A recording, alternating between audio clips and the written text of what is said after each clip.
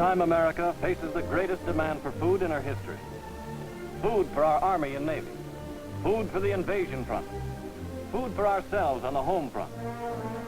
Food to help our fighting allies and the people of the Allied countries.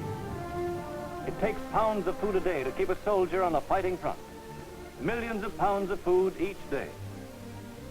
The best way to supply our men overseas and our fighting allies with most of the foods they need is in dried form and in cans. In addition to the military, other factors affect our canned food supply. Take tin, for example. Our major peacetime sources have been cut off by the enemy. Our railroads and other transportation facilities are being taxed to their utmost, carrying munitions, armaments, war supplies, and troops. That leaves less shipping space for civilian foodstuffs. And then there's the farm labor shortage. All this means that we at home will have less canned fruits, vegetables, soups, and other processed foods for our use. Without rationing of these foods, some people would get more than their fair share. Others would not even get what they need. But rationing assures everyone of his fair share.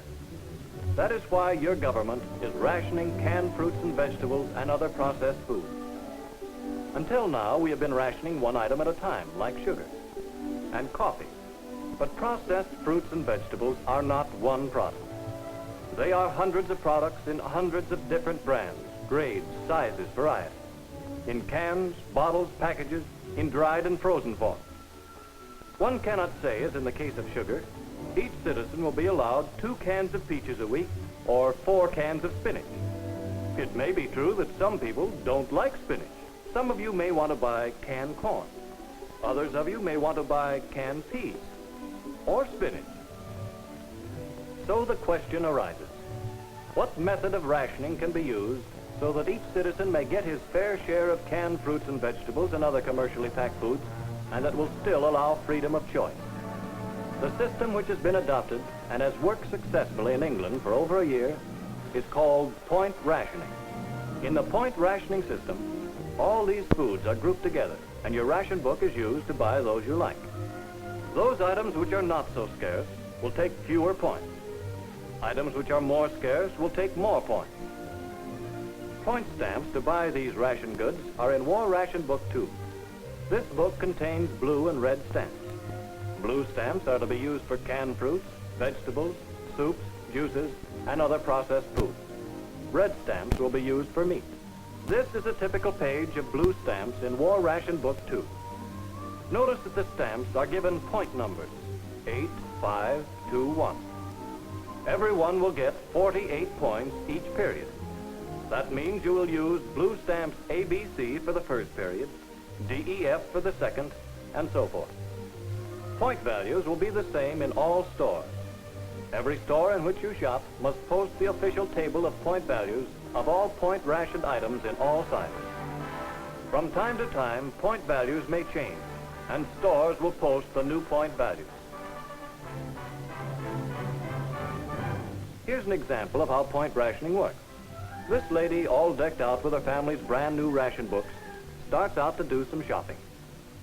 First of all, she wants to buy a can of peas.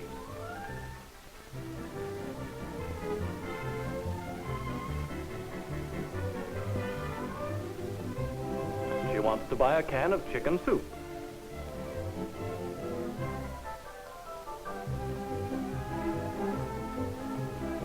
And she wants some dried prunes.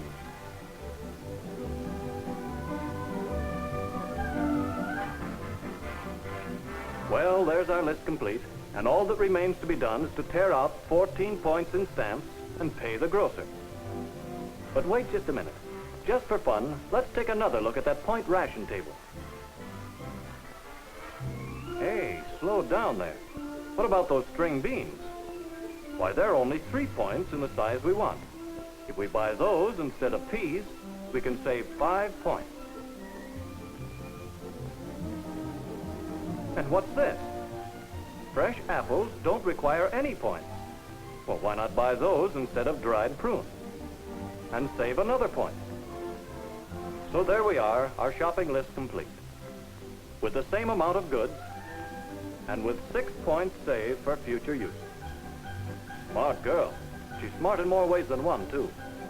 Because she used her large stamps first, wisely saving her small ones for low-point purchases later on. Because she shops early in the day and so helps her grocer. Because wherever possible, she substitutes unrationed fresh fruits and vegetables for canned or processed ones. This is point rationing. This is the way to assure everyone here at home an equal opportunity to get the same fair share. This is the way to assure food for our fighting men and for our fighting allies. Share and share alike is the American way to victory.